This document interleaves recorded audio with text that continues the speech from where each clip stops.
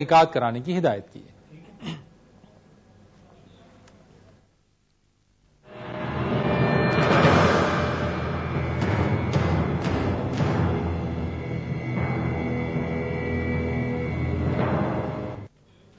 Governor Punjab Salman تاثیر کے حوالے سے ہی ہم مزید آج کے اس نیوز شو میں بات کریں گے، لیکن پہلے ہم لے رہے ہیں ایک بریک۔ آپ دیکھتے رہیے آج نیوز۔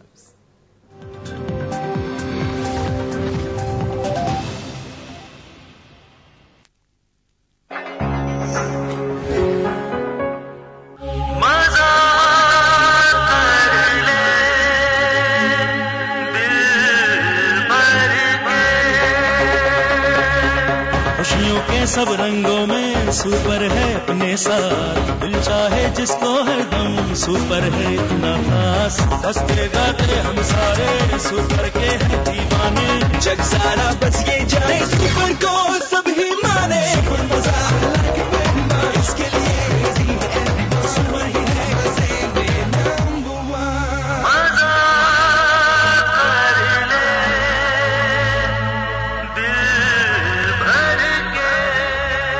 سپر۔ میں ہوں سب ستارہ، صحت کا ستارہ۔ میرا مقصد ہے صحت کی خوشیاں پہنچے ہر آنگن تک، کیونکہ پیدائش میں کم از کم 3 سال کا وقفہ ماں اور بچے کی بہتر صحت کے لیے بہت ضروری ہے۔ آج ہی اپنے قریبی سب ستارہ کلینک تشریف لائیں۔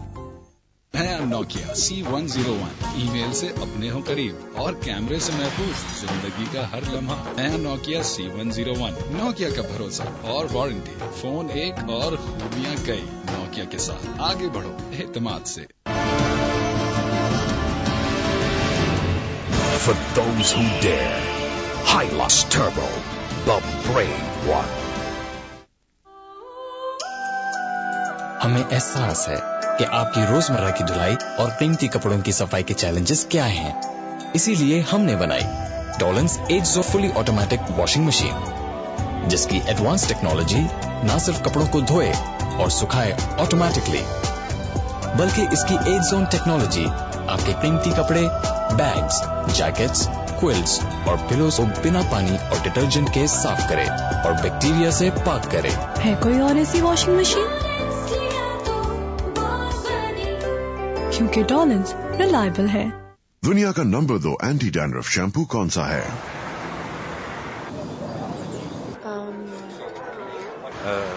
پتہ نہیں۔ دنیا کا نمبر 1 اینٹی ڈینڈرف شیمپو کون سا ہے؟ Head and shoulders. 100% تک خشکی ختم۔ ہیڈ اینڈ شولڈرز، دنیا کا number 1 anti dandruff shampoo. Welcome جوان، اچھے لگ رہے ہو۔ مجھے یاد ہے اپنے آرمی کے دن، روز صبح جلدی اٹھنا اور شیو کرنا کتنا مشکل تھا۔ یونیفارم میں گردن پر جلن، اوف، مگر تم کیا یہ وہی ریزر ہے جو میں نے تمہیں دیا تھا؟ نہیں ڈیڈ، اب ہم جلیٹ مارک 3 استعمال کرتے ہیں۔ جلیٹ مارک 3، اس کے 3 بلیڈز آپ کے چہرے کے مطابق ایڈجسٹ ہو جاتے ہیں، جس سے آپ پائیں جلن کا کم احساس۔ جلیٹ مارک 3 سے پرفیکٹ شیو، 199 روپے کی حیرت انگیز قیمت میں۔ دنیا کا نمبر 2 اینٹی ڈینڈرف شیمپو کون سا ہے؟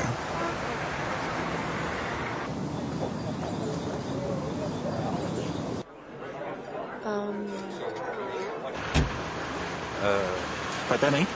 دنیا کا نمبر 1 اینٹی ڈینڈرف شیمپو کون سا ہے؟ Head and shoulders. 100% تک خشکی ختم۔ ہیڈ اینڈ شولڈرز، دنیا کا نمبر 1 اینٹی ڈینڈرف شیمپو۔ ہم آپ کا خیال رکھنا چاہتے ہیں، آپ کے ماحول کو صاف رکھنا چاہتے ہیں، آپ کی غذا ہیلتھی بنانا چاہتے ہیں اور اسے تازہ رکھنا چاہتے ہیں، آپ کی زندگی میں بھرپور آسانیاں پیدا کرنا چاہتے ہیں، تبھی تو آپ کو ہیلتھ زون میں رکھنا چاہتے ہیں، کیونکہ ڈولنز ریلائبل ہے۔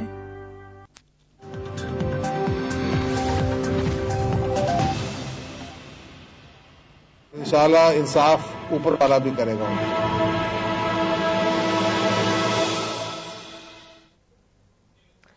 آپ دیکھ رہے ہیں آج 9 بجے بات ہو رہی ہے گورنر پنجاب سلمان تاثیر کے حوالے سے۔ پیپلز پارٹی کے رہنما سینیٹر فیصل رضا عابدی نے پنجاب حکومت سے مطالبہ کیا ہے کہ وہ گورنر پنجاب کے سیکیورٹی پر مامور جنونی شخص کی تعیناتی کی تحقیقات کرائے۔ اسلام آباد میں پولی کلینک کے باہر میڈیا کے نمائندوں سے گفتگو کرتے ہوئے فیصل رضا عابدی نے کہا کہ انکوائری ہونی چاہیے کہ وی آئی پی سیکیورٹی پر ممتاز قادری کیسے تعینات ہوا۔ انہوں نے کہا کہ مذہبی جنونیت ہر جگہ سرایت کر گئی ہے۔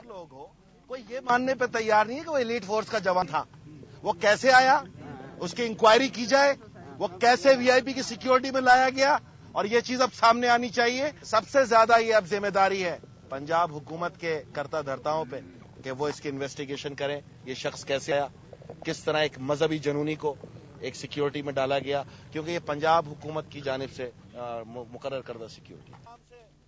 اس موقع پر پیپلز پارٹی کے کارکنان نے پنجاب حکومت کے خلاف نعرے بازی بھی کی۔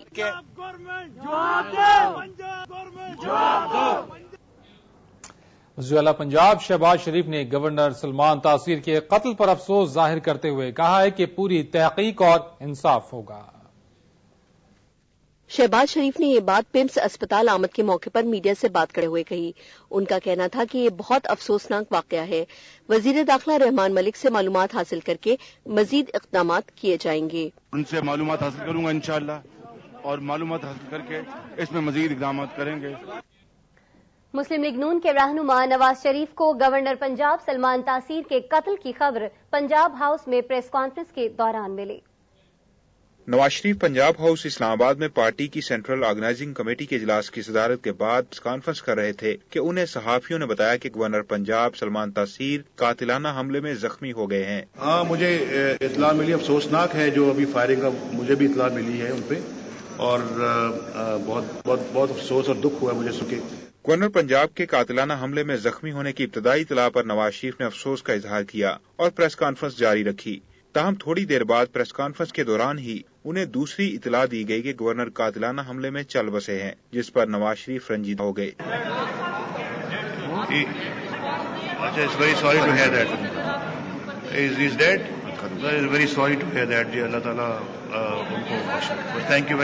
نواز شریف کی پریس کانفرنس ختم ہوتے ہی وہاں موجود پارٹی اراکین اور میڈیا کے نمائندے قاتلانہ حملے کی تفصیلات جاننے کے لیے بے چین ہو گئے اور جلد از جلد پنجاب ہاؤس سے پولی کلینک، اسپتال اور کوہسار مارکیٹ روانہ ہو گئے۔ ایم کیو ایم کے قائد الطاف حسین نے گورنر پنجاب سلمان تاثیر کے بہیمانہ قتل پر دلی تعزیت کا اظہار کیا ہے۔ ایم کیو ایم کے اعلامیے کے مطابق الطاف حسین نے صدر آصف علی زرداری سے ٹیلی فون پر رابطہ کیا۔ الطاف حسین نے صدر سے گورنر پنجاب سلمان تاثیر کے قتل پر دلی افسوس کا اظہار کیا۔ الطاف حسین نے کہا کہ ایم کیو ایم کے تمام کارکنان اس سانحے میں پیپلز پارٹی اور سلمان تاثیر کے اہل خانہ کے غم میں برابر کے شریک ہیں۔ انہوں نے صدر زرداری سے کہا کہ گورنر پنجاب کے قاتلوں اور اس کے پس پردہ عناصر کو گرفتار کیا جائے اور کڑی سزا دی جائے۔ الطاف حسین نے گورنر پنجاب کے قتل پر پیپلز پارٹی کے 2 ہفتے کے سوگ کی مکمل حمایت کا بھی اعلان کیا۔ صدر آصف علی زرداری نے اظہار یکجہتی پر الطاف حسین کا شکریہ ادا کیا۔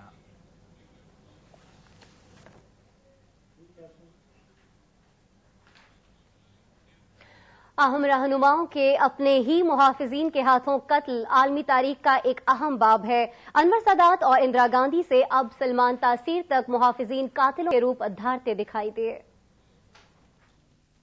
1957 میں گوئٹے مالا کے صدر کارلوس کوسٹیلو ارماس متنازع آمرانہ اقدامات کے سبب اپنے محل میں محافظ کے قاتلانہ حملے کا شکار ہوئے۔ 6 اکتوبر 1981 کو مصری صدر انور سادات دوران پریڈ سیکیورٹی کی 4 لہروں اور 8 محافظ موجود ہونے کے باوجود ایک محافظ اسلام بولی کے قاتلانہ حملے میں ہلاک ہوئے۔ اسلام بولی نے 3 گرینیڈ سادات کی جانب پھینکے، جن میں سے ایک پھٹا اور وہ جان سے ہاتھ دھو بیٹھے۔ بھارت کی وزیر اعظم اندرا گاندھی 31 اکتوبر 1984 میں اپنے 2 سکھ محافظین ستونت سنگھ اور بین سنگھ کے ہاتھوں دنیا سے رخصت ہوئیں۔ اندرا گاندھی کی جان کو سکھوں کے مقدس گولڈن ٹیمپل پر حملے کے بعد سخت خطرہ تھا۔ 18 جنوری 2001 کو ریپبلک آف کانگو کے صدر لارن ڈیزائر کابیلا بھی محافظین کے ہاتھوں لقمہ اجل بنے، جس کی وجہ داخلی سیاست میں انتشار تھا، اور اب گورنر پنجاب سلمان تاثیر بھی ایک محافظ کے ہاتھوں جان گنوا بیٹھے۔ اور اب وقت ہو گیا ہے نیوز اپ ڈیٹس کا۔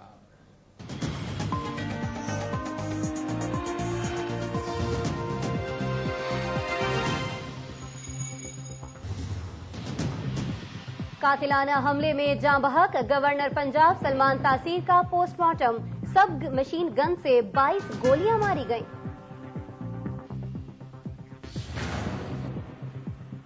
حکومت پنجاب کا کلام تعطیل کا اعلان، پنجاب ٹیکنیکل بورڈ کے زیر انتظام کل ہونے والے ووکیشنل امتحانات اب 7 جنوری کو ہوں گے۔ مسلم لیگ نون نے حکومت کو دی گئی 3 دن کی ڈیڈ لائن سوئم تک توسیع کر دی۔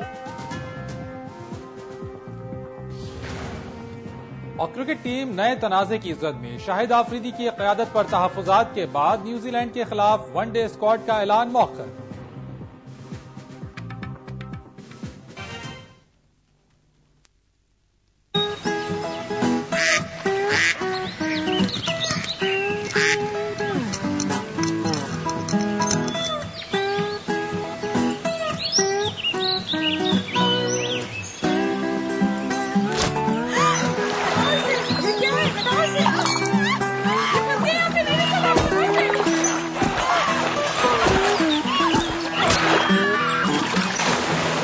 ہمیشہ ہمارے پلان پر نہیں چلتی۔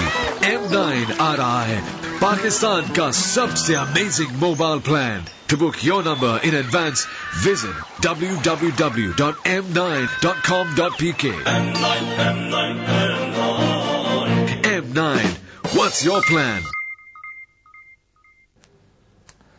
اور ناظرین، آپ کو یہ ہم بتا ہی رہے ہیں کہ آج شام گورنر پنجاب سلمان تاثیر کو ان کے اپنے ہی ایلیٹ فورس کے گارڈ نے قتل کر دیا۔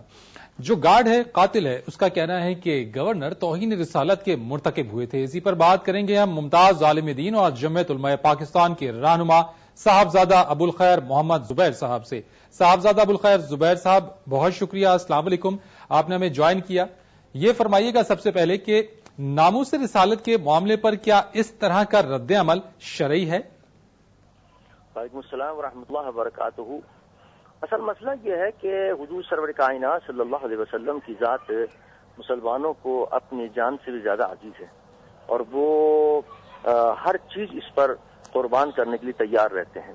بالخصوص توہین رسالت اگر کہیں بھی ہو، ادنا سی توہین بھی ہو، تو وہ اس کو برداشت نہیں کر سکتے۔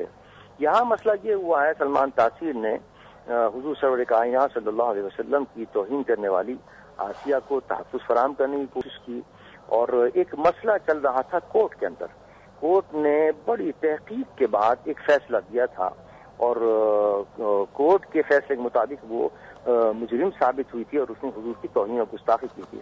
اب اگر گورنر صاحب مطمئن نہیں تھے، اس کا طریقہ ایک پروسیجر موجود تھا کہ ہائی کورٹ کے دروازے کھلے ہوئے تھے، اگر وہاں بھی کوئی فیصلہ غلط آتا تو سپریم کورٹ کا دروازہ کھلا ہوا تھا۔ لیکن افسوس یہ ہے کہ انہوں نے نہ سپریم کورٹ کو دیکھا نہ ہائی کورٹ کو دیکھا، ان تمام کو بائی پاس کر کے اس کے پاس پہنچ بھی گئے، اس سے درخواست بھی لکھوائی اور اس کو معاف کرانے کی کوشش کر رہے تھے، اس کو باہر کوشش کر رہے تھے، اور صرف یہی نہیں بلکہ اس پر جلدی۔ ابوالخیر زبیر صاحب، یہ مجھے فرما دیجیے گا، جس طرح کا جو پس منظر آپ نے بیان کیا، جو چیز آپ نے بیان کی، موجودہ دور میں اس قسم کے رد عمل سے اسلام کے بارے میں کس طرح کا پیغام پروان چڑھے گا؟ نہیں، یہ پیغام تو یہی چلے گا نا کہ اگر ایک شخص عدالت کے معاملات کو صحیح ڈیل نہیں کرتا ہے تو وہ خود کیا نام ہے لوگوں کو کیا نام ہے مجبور کر رہا ہے کہ وہ بھی عدالت کے احکامات کو نہ مانے۔ دیکھیں نا، یہ تو ابتدا گورنر صاحب نے کی ہے، یہ تو ابتدا سلمان تاثیر صاحب نے کی ہے کہ سلمان تاثیر صاحب کا فرض یہ تھا کہ عدالت کی بات مانتے، عدالت کے طریقہ کار کو اڈاپٹ کرے تو یہ مسئلے پیدا نہیں ہوتے۔ ٹھیک ہے ابوالخیر زبیر صاحب، آپ اپنی جگہ پہ بالکل ٹھیک، لیکن ایک بات جو میں آپ سے جاننا چاہوں گا کہ کیا ہمارا دین اسلام کیا رواداری کا سبق نہیں دیتا؟ کیا وہ اس معاملے کو نہیں سکھاتا کہ کیا بالکل معاملہ افہام و تفہیم سے حل کر لیا جائے، یا اس طرح کا رد عمل جو دکھانا درست ہے؟